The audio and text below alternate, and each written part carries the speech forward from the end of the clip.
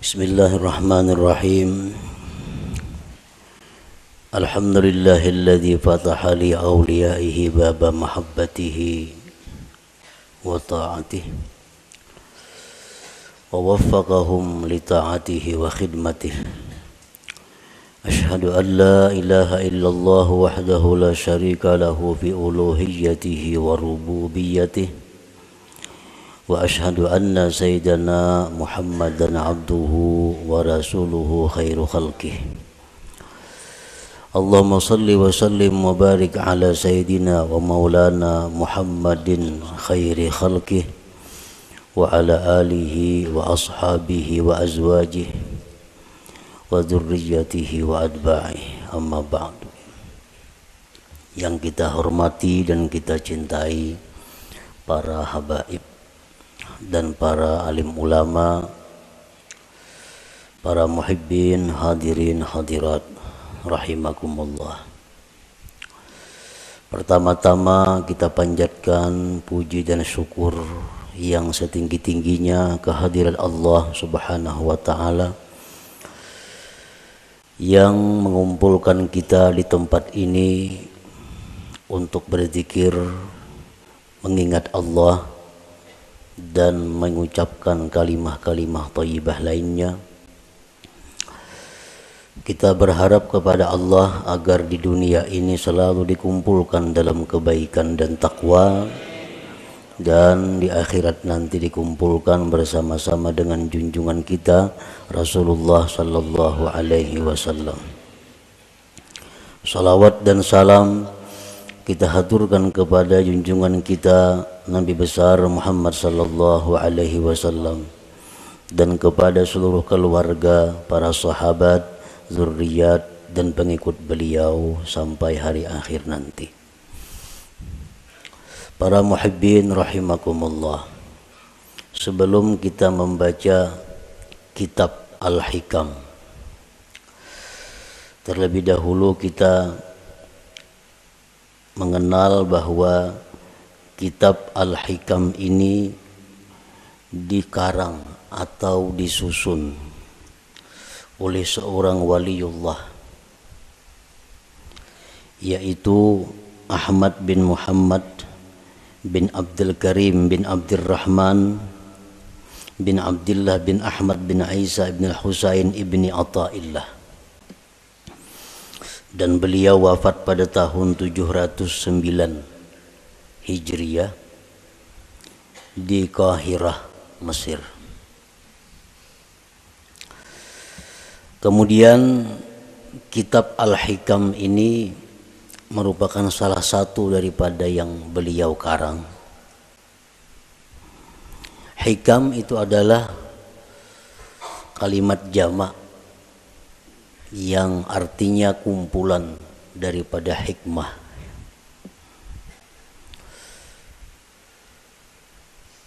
Syekh Muhammad Hayat As-Sindi mengatakan bahwa di dalam hikam itu ada 264 hikmah.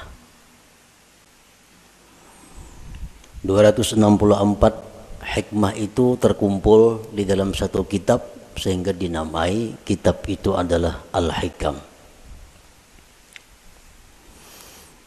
Nah, mengenai hitungan berapa hikmah yang ada di dalam kitab Al-Hikam itu bermacam-macam para ulama menghitungnya.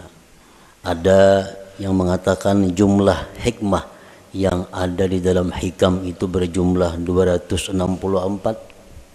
Ada yang mengatakan 275 dan ada yang mengatakan lain pada yang demikian. Sebagaimana para ulama tidak sama pendapatnya tentang menghitung jumlah ayat-ayat yang ada di dalam Al-Quran. Ada yang mengatakan 6.666, ada yang mengatakan lain daripada itu. Para muhibbin rahimakumullah, kemuliaan dan kehebatan kitab Al-Hikam ini sampai-sampai dikatakan oleh sebahagian ulama, lau jazatis salatu bi syai'in ghairal Qur'an la jazat bihikam ibni Athaillah. Andai kata di dalam sembahyang itu boleh kita membaca selain Al-Quran, waktu qiyam, waktu berdiri, itu kan hanya Quran yang kita baca, surat Fatihah dan surah yang lain. Andai kata boleh diganti dengan yang lain, niscaya kitab hikam ini patut dijadikan penggantinya. Niscaya kitab hikam ini boleh untuk dijadikan penggantinya. Kenapa demikian? Karena kehebatannya dalam lapas, susunan kata-katanya, dan makna-maknanya mengandung ilmu-ilmu yang bermanfaat bagi mereka yang membaca dan memahaminya. Para muhibbin rahimakumullah, kitab hikam itu satu matan yang banyak disyarahkan oleh para ulama. Berpuluh-puluh macam kitab syarah hikam. Intinya adalah menguraikan seluas-luasnya apa yang terkandung di dalam hikmah per hikmah yang ada di dalam kitab hikam itu. Nah, oleh karena itu, di dalam kesempatan kita membaca kitab hikam ini, ulun kadang mengambil kepada satu kitab syarah hikam tertentu. Jadi artinya kita membaca matannya, kemudian kita ambil dari beberapa syarah-syarah yang ada yang telah dikarang oleh para ulama itu. Para muhibbin rahimakumullah, al-hikmatul ula, hikmah yang pertama di dalam kitab hikam, min alamatil i'timad alal amal nuqsanur raja inda wujudiz zalal. Nah, ini kalimat hikmah yang pertama di dalam kitab hikam itu. Min alamatil i'timad alal amal nuqsanur raja inda wujudiz zalal. Artinya, sebagian daripada tanda berpegangnya seseorang dengan amal, berkurangnya mengharap rahmat Allah ketika adanya kesalahan pada dirinya.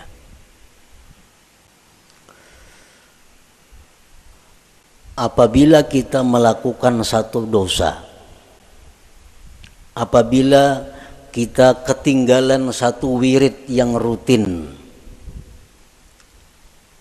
nah kemudian kita merasa jauh dari rahmat Allah, kita merasa jauh daripada kasih sayang Allah, itu menunjukkan bahwa kita namanya berpegang dengan amal.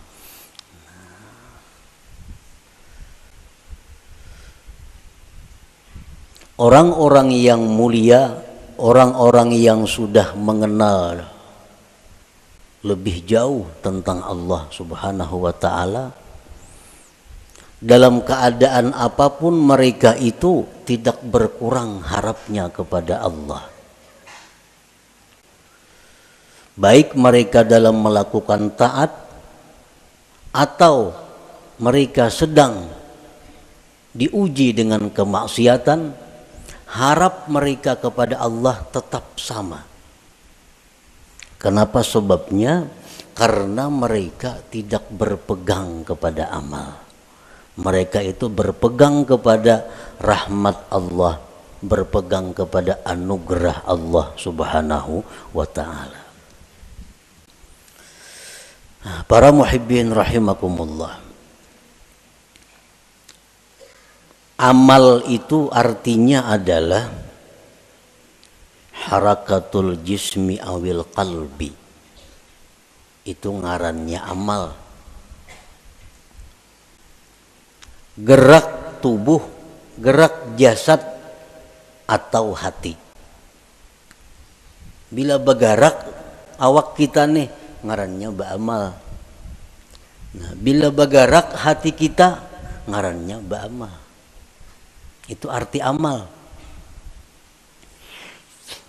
Fa in taharraka bima fihi sawab summiya ta'atan. Wa in taharraka bima fihi al-iqab summiyat maksiatan.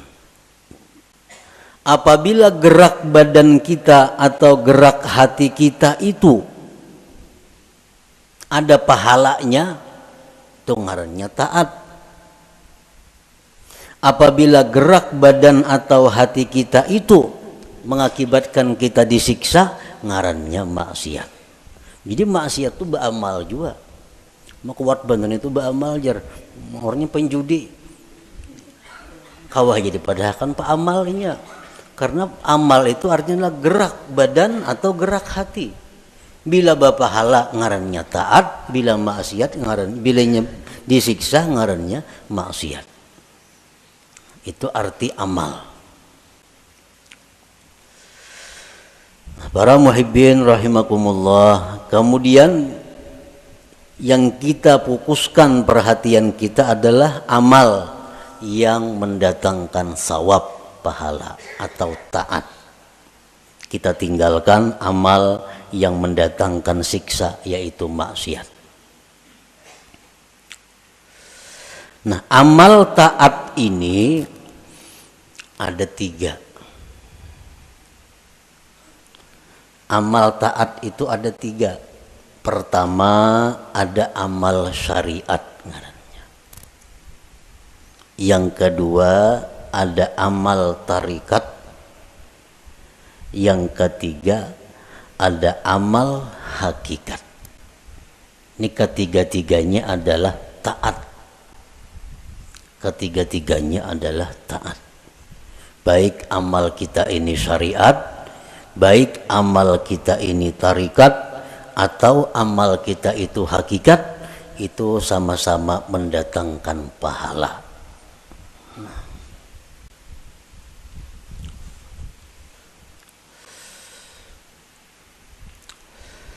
Amal syariat untuk apa? Para ulama tasawuf mengatakan amal syariat itu gunanya li islahil jawarih, untuk membaguskan anggota tubuh kita. Membaguskan mata, membaguskan telinga, membaguskan mulut, membaguskan tangan, membaguskan kaki. Itu disebut adalah amal syariat. Kayak apa mata supaya bagus? Jangan memandang yang diharamkan Allah. Kayak apa mulut nang bagus? Jangan berkata-kata yang dilarang Allah. Kayak apa batis nang bagus? Jangan melangkah kepada jalan yang diharamkan Allah. Kayak apa tangan nang bagus? Jangan menjamah atau menyentuh yang dilarang Allah. Nah, membaguskan anggota-anggota tubuh kita ini, itu urusan amal syariat ngarannya.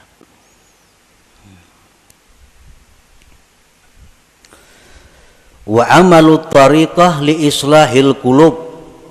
Sedangkan amal tarikat itu untuk membaguskan hati.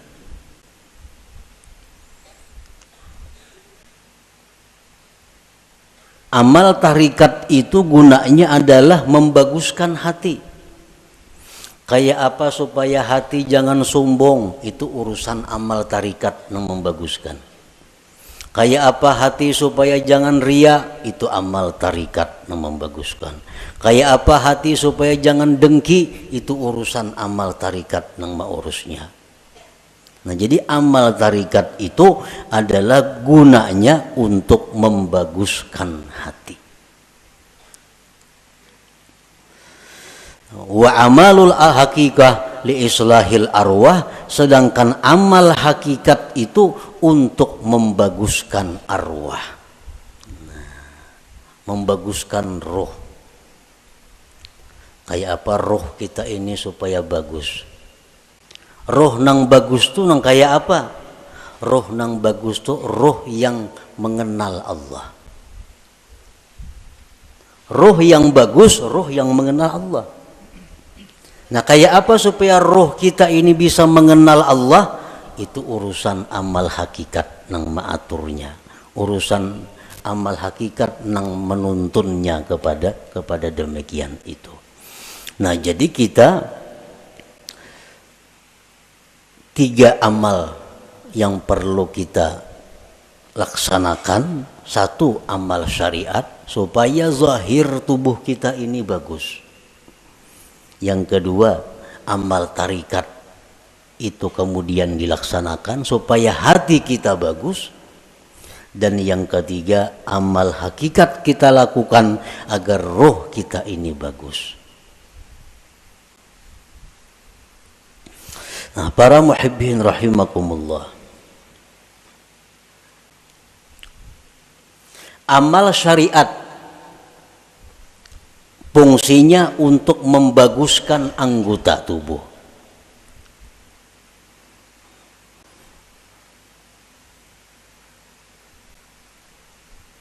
Amal syariat fungsinya untuk membaguskan anggota tubuh. Apa inti daripada amal syariat itu?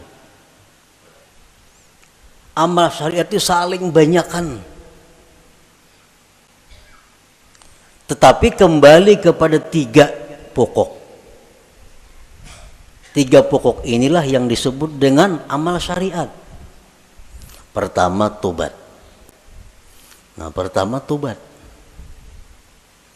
Yang kedua, takwa. Yang ketiga, istiqamah. Nah, ini seluruh amal syariat kembali kepada 3 ini. Tobat, kemudian takwa, kemudian istiqamah. Nah, tobat artinya apa? Membersihkan diri daripada yang kotor-kotor. Membersihkan diri daripada maksiat-maksiat. Itu tobat. Dimandii, mandi itu tobat ngarannya. Imbah mandi hanyar dipakaiani.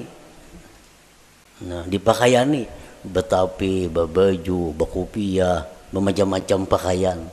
Nah, itu adalah takwa. Nah, kayak apa supaya jangan lepas pakaian itu dari kita? Ngarannya istiqamah. Menbanu berselawar, menbanu betilanjang tuh ada istiqamah ngarannya. Istiqamah ini selalu berpakaian. Nah, artinya apa? Selalu menjunjung perintah Allah, menjauhi yang dilarang Allah dalam keadaan apapun. Itu istiqamah. Dalam keadaan susah, rajin ibadah. Dalam keadaan kaya, rajin ibadah. Dalam keadaan sakit, rajin ibadah. Dalam keadaan sihat, rajin ibadah. Dalam keadaan apapun ibadah kada tertinggal. Ini ngarannya istiqamah. Nah, 3 hal itu urusan amal syariat.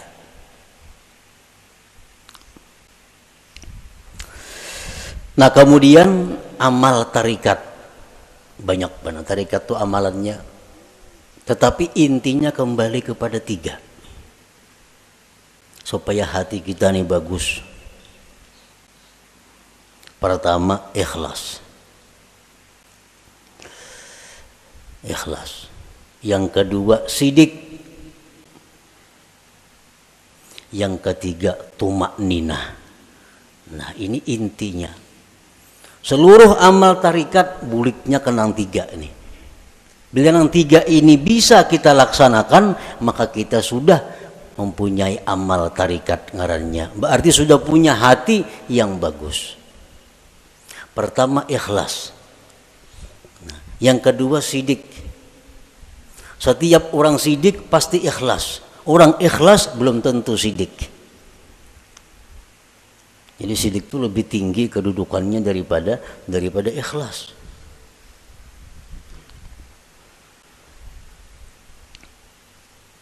Orang sembahyang itu bisa ikhlas, belum tentu sidik. Belum tentu sidik. Buktinya apa? Belum tentu sidik. Seringkali kita mengucap dalam sembahyang itu Bismillahirrahmanirrahim, mulut kita, tapi hati kita di manakah? Hati kita di rumah. Itu kada jujur ngarannya. Kalau orang yang jujur, mulutnya Bismillahirrahmanirrahim, hatinya Bismillahirrahmanirrahim. Nah, jadi kedudukan sidik lebih tinggi daripada ikhlas. Nah, yang ketiga tuma'ninah. Tuma'ninah itu artinya tentramnya hati dengan Allah. Tentramnya inya tuh lawan Allah nang tentram. Lawan keluarga, anak, bini, laki, duit, harta, kekayaan, pangkat itu kadang membuat inya tentram. Tapi begitu mengingat Allah, hatinya tentram. Nah, ini tuma'ninah. Ini urusan tarikat, urusan tarikat. Jadi kalau orang sudah lulus dalam tarikat itu pasti tentram dengan Allah. Alladzina amanu wa tatma'innu qulubuhum bi dzikrillah, ala bi dzikrillah tatma'innul qulub. Ini untuk orang tarikat. Nah, orang-orang yang beriman itu tentram hatinya dengan mengingat Allah. Nah, jadi kalau kita sudah bertarikat, lulus dalam tarikat itu, pasti kita tentramnya kita dengan Allah. Tak kumpul lawan siapa saja, kadang membuat tentram. Tapi begitu kita ingat Allah, walaupun seorangan di hutan belantara, tetap tentram hatinya. Nah, ini sudah orang yang lulus dalam tarikah ngarannya. Nah, yang ketiga hakikat, amal hakikat. Hakikat tadi gunanya untuk membaiki roh. Roh yang baik itu roh yang kenal Allah. Nah, kayak apa roh kita ini supaya kenal Allah? Itu urusan amal hakikat, pekerjaan hakikat. Dan inti pekerjaan hakikat itu kembalinya kepada tiga. Pertama murakabah. Nah, murakabah. Murakabah itu artinya merasa dirinya selalu diawasi oleh Allah. Nah, merasa ditilik oleh Allah. Merasa diperhatikan oleh Allah. Kalau kada wani berbuat hal-hal yang kada baik karena selalu diawasi oleh Allah. Nah, itu murakabah. Bila orang tuh kawak nangka itu merasa diri diawasi oleh Allah siang malam di kamar, di rumah, di pasar, di kantor, di hutan, di perumahan, merasa selalu diawasi Allah, maka orang ini akan diberi Allah musyahadah. Nah, musyahadah.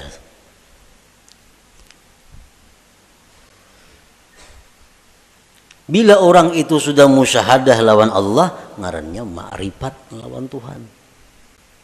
Jadi amal hakikat ini tiga: murakabah, musyahadah, ma'rifat. Itu amal hakikat ngarannya.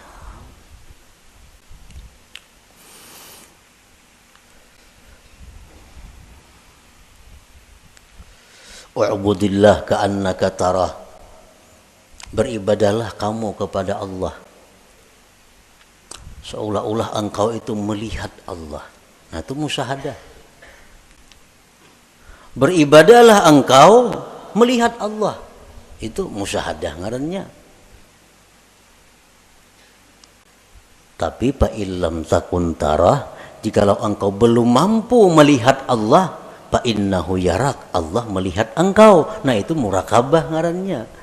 Kalau kita merasa dilihat oleh Allah siang malam bisukan kamarian dimanapun merasa dilihat oleh Allah, itu ngarannya kita murakabah. Satu saat kalau kita terus menerus demikian, kita akan musyahadah. Kita akan musyahadah. Bila musyahadah itu diberi ma'rifat ujung-ujungnya. Nah, amal hakikat itu tiga macam. Murakabah, musyahadah, ma'rifah. Nah, para muhibbin rahimakumullah. Jadi amal ada 3. Amal syariat, yang pertama kita laksanakan amal syariat. Tobat, takwa, istiqamah. Supaya apa? Zahir tubuh kita bagus. Yang kedua, amal tarikat. Supaya hati kita baik. Dengan apa? Ikhlas, jujur, tumakninah. Tentram dengan Allah. Yang ketiga, amal hakikat. Supaya roh kita ini baik. Nah, murakabah, musyahadah, ma'rifat. Para ulama sufi mengatakan la yasihul intiqal ila makamin hatta yuhaqqika ma qablah. Tidak sah seseorang itu berpindah ke suatu makam, ke suatu amal, ke suatu perbuatan sebelum memantapkan sebelumnya. Sebelum mantap nang pertama jangan berpindah. Nang pertama apa tugas kita? Syariat. Amal syariat. Nah, jangan hendak masuk ke amal tarikat amun ini belum mantap.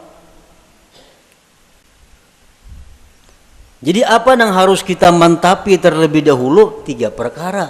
Tobat, takwa, istiqamah. Nah, 3 ini diurus. Bila 3 ini kita sudah mantap, nah hanya kita naik ke amal tarikat. Pertama tobat. Jadi pengertian tobat ini jangan kita beranggapan bahwa nang batubat itu orang-orang periman nang perlu kada. Kita ini perlu kepada tobat. Jangan dianggap orang nang tengah jalan itu nang harus batubat. Jangan orang-orang nang kada karuan itu kita anggap inya perlu batubat. Sebenarnya kita sendiri mesti selalu tobat. Kita tiap hari mesti tobat. Kita merasa kadang-kadang orang aja yang perlu batubat, seorang kada perlu asa baik. Nah ini nang kada mau naik kelas, umuran itu aja. Kenapa? Karena bila merasa tubat orang nang perlu betubat, seorang ini asa bujur sudah. Pada tubat itu perlu setiap orang, walaupun lain-lain bentuk tubatnya. Sebagian orang ada yang mesti tobat daripada kafir. Sebagian orang ada yang perlu tobat daripada dosa besar. Sebagian orang ada yang perlu tobat dari dosa kecil. Sebagian orang ada yang perlu tobat daripada makruh. Tobat daripada khilaful aula yang kurang baik. Jadi setiap manusia dengan tingkatan apapun itu mesti tobat.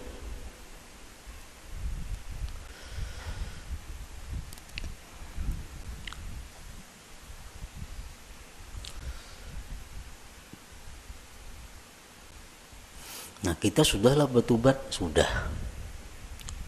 Dulu minum arak, sekarang ampih. Dulu penjudi, sekarang ampih. Tobat. Dulu ketujuh riba, sekarang ampih. Tobat. Dahulu suka zina, sekarang ampih, sudah tobat. Nah cuma tahukah kita tobat kita itu diterima atau kada? Nah, karena orang nang ampih itu belum tentu diterima.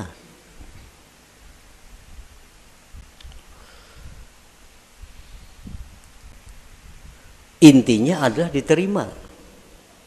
Apakah tobat kita itu sudah diterima oleh Allah atau belum? Nah ini yang kada tahu. Maka kita kada boleh naik ke suatu makam, ke suatu tingkatan sebelum memantapkan tingkatan yang pertama, hanyar tingkatan yang kedua, mantap nang kedua, hanyar naik ke tingkatan nang ketiga. Selama kita belum biris tingkatan syariat, kada akan bisa kita mengaji ilmu tarikat. Mengaji bisa, paham bisa, memakai pasti kada kawa. Memakai pasti kada kawa. Mau kada kawa.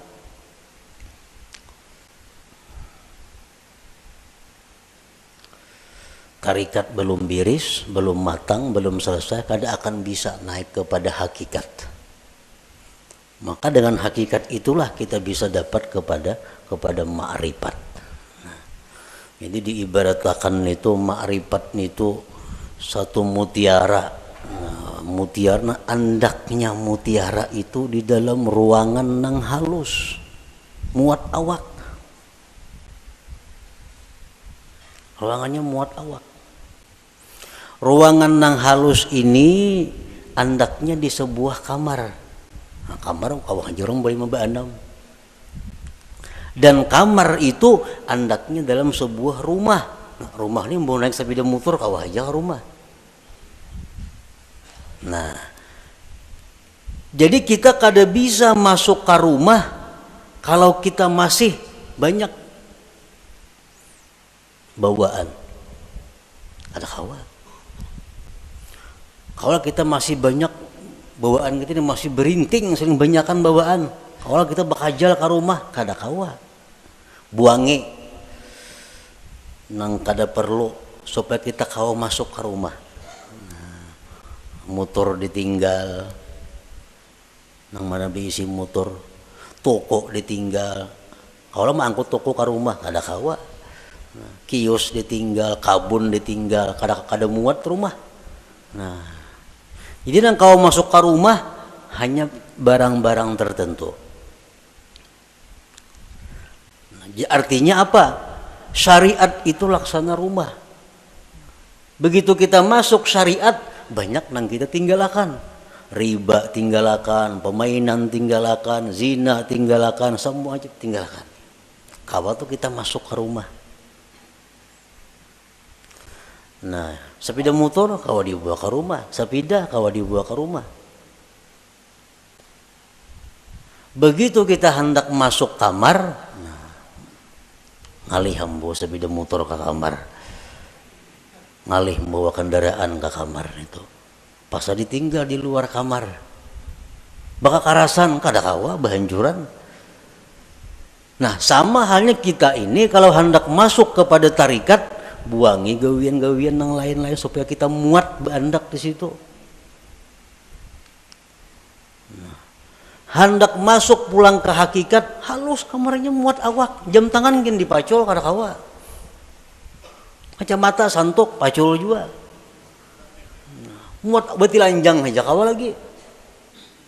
Nah, hanyar kawa kita masuk ke kamar nah halus tuh untuk mengambil yang berharga yaitu mutiara atau ma'rifat itu. Nah, itu artinya kita kada kawa melangkah ke situ kalau sebelum matang nang pertama. Nah, syariat ini nang dibiriskan terlebih dahulu. Cara kita berjual beli, cara kita bergaul, cara kita makan, cara kita berpandir, cara kita berpakaian sesuaikan dengan syariat. Bila kada sesuai lawan syariat, hendak ke hakikat kada bisa. Jamin kada bisa. Napanya bisa? Pandirnya aja. Pandirnya aja bisa. Praktiknya kada bisa. Itu sudah hukum, ketentuan. Syariat kada mantap, kada kawan naik ke tarikat. Tarikat kada mantap, kada kawan naik ke hakikat. Nah, jadi fokus kita ini adalah membaguskan dahulu syariat kita. Kayak apa membaguskan syariat? Tobat. Nang ketujuh menggibah, tobat. Nang ketujuh riba, tobat. Nang ketujuh memakai pakaian haram, tobat. Imbah kita tobat itu perlu diteliti, perlu dipikirkan. Tobatku ini diterima juga kah, kada kah? Selama kita belum ada ketentuan tobat ini diterima atau kada diterima, hati kita masih kada nyaman, hati kita masih kada tentram karena belum ada kepastian tobat atau kada tobat. Takwa kemudian ibadah, sembahyang, puasa segala macam, takwa. Istiqamah terus menerus seperti itu. Bila 3 macam ini kawa, nah ayo ya naik kita ke amal apa? Ke amal tarikat. Kita wajib mengusahakan syaratul kabul. Kita wajib mengusahakan syarat diterima tobat kita, diterima takwa kita, diterima istiqamah kita. Itu kita wajib mengusahakan persyaratannya supaya ini diterima oleh Allah. Sembahyang contohnya. Kayak apa sembahyang itu supaya diterima oleh Allah? Ada syarat-syaratnya. Yang pertama, supaya sembahyang itu diterima oleh Allah, syaratnya adalah ilmu. Fakullu man bighairi ilmin ya'malu amaluhu mardudatun la tuqbalu.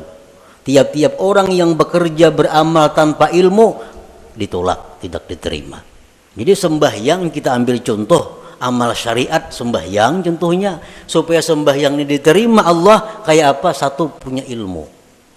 Belajar bujur-bujur sembahyang tuh. Rukuk kayak apa, sujud kayak apa, amun masbuk kayak apa, kada salat membaca Fatihah kayak apa caranya. Nah, bujur-bujur belajar sembahyang supaya sembahyang kita diterima. Yang kedua, supaya diterima sembahyang itu ikhlas. Berhubung ini amal syariat, ikhlasnya pun ikhlas syariat. Ikhlas syariat yang kayak apa? Sembahyang mengharapkan surga, sembahyang karena takut lawan api neraka, ikhlas menurut syariat. Sembahyang kita mudahan masuk surga dengan itu syariat bujur, ikhlas. Kenapa sembahyang? Takutan kalau pindah ke neraka mati, itu ikhlas dalam syariat. Jangan ada tujuan lain sembahyang. Contoh, kita ambil contoh sembahyang supaya dipuji orang, supaya dihormati orang, dimuliakan orang. Jangan ada sedikit pun dalam hati demikian. Ikhlas. Yang ketiga, syaratnya diterima itu sembahyang atau amal-amal ibadah lainnya muwafaqatus syurut wal arkan wal adab. Sembahyang kita ini sesuai syarat. Penuhi syarat-syaratnya apa? Rukun-rukunnya apa? Adabnya apa? Orang nak sembahyang mesti berwudu, suci daripada hadas najis, menutup aurat, menghadap kiblat, masuk waktu. Nah, penuhi. Bersihin najis, sucikan hadas dengan wudu, tutup aurat, tunggu waktu sembahyang, bila masuk hanyar sembahyang. Nah, itu syaratnya sudah biris. Syaratnya biris, rukunnya, rukun sembahyang. Ruku kayak apa, bacaan Fatihahnya kayak apa, sujudnya kayak apa, sesuaikan dengan aturan. Embah itu pulang adab. Walaupun sembahyang ini syaratnya cukup, rukun cukup, tapi kada beradab, itu bisa kada diterima.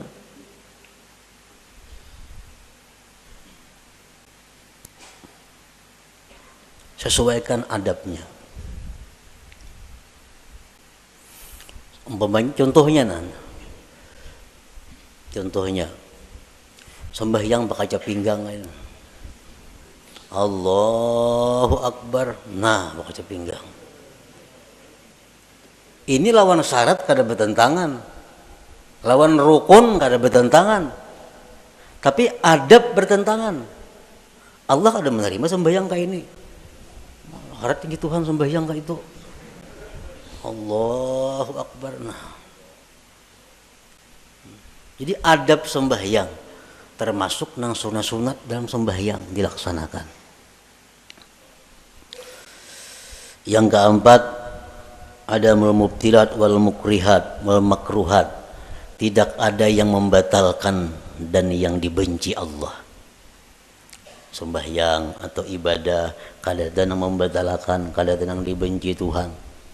Kita gawi semua nang sunat, jauhi nang makruhnya. Yang kelima, al halal fi ma yata'allaqu bih. Halal pada sesuatu yang berhubungan dengannya. Nah, pada berhubungan makan, minum untuk tenaga, pakaian, tempat. Itu mesti halal. Rasulullah bersabda, "Man akala luqmatan min haram, lam tuqbal minhu salatu arba'in lailah." Orang yang makan satu suap daripada makanan yang haram, tidak diterima sembahyang 40 malam. Sasuap tuh kita makan nang haram, 40 malam sembahyang kita ditolak Allah. Sepiring berapa suap?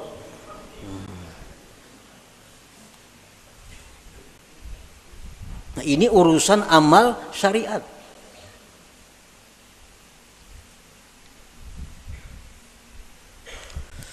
Pakaian kita mesti halal. Rasulullah SAW bersabda, "Man ishtara sauban bi ashri darahim bi samanihi dirhamun haram, lam yaqbalillah salatahu ma dama alaihi minhu syai." Barang siapa nukar pakaian 10 dirham, 1 dirham ada yang haram, kada Allah terima sembahyangnya selama itu masih ada. Nah, jadi kalau amal syariat ini kita biriskan dan kita usahakan syarat diterima oleh Allah, nah hanya kita melangkah ke amal hak tarikah. Hanya ke amal tarikah. Para muhibbin rahimakumullah. Imam Ahmad ibnu Athaillah tadi mengatakan,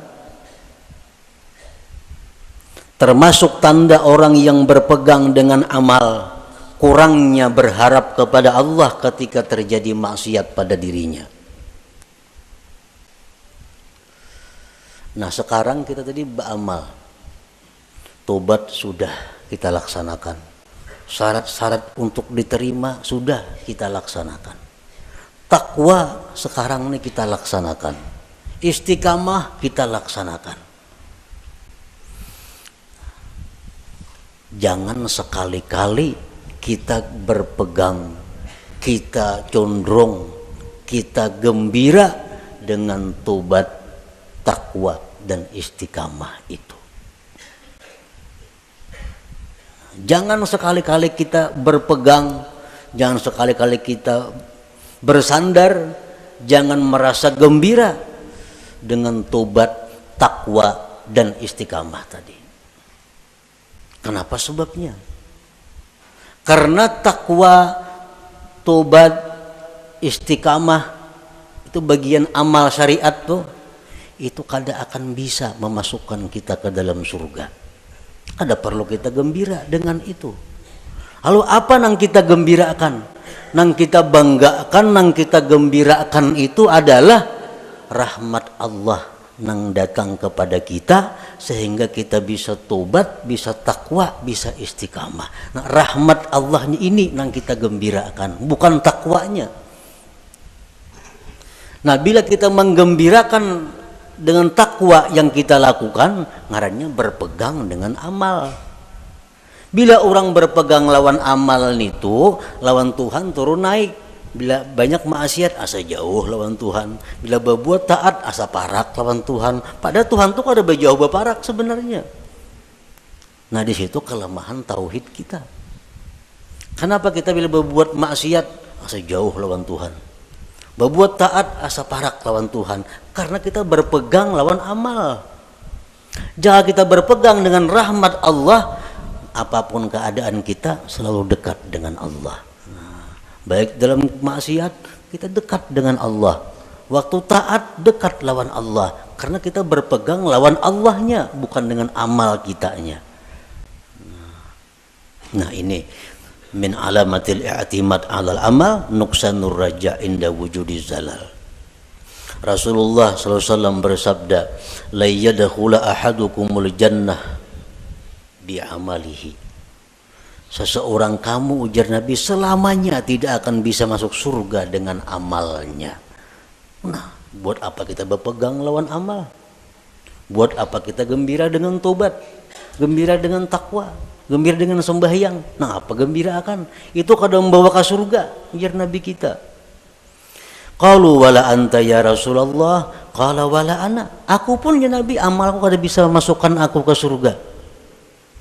Illa ayyataghammadani Allah birahmatih, kecuali Allah yang meliputkan aku dengan rahmatnya. Nah rahmatnya ini yang kita gembirakan.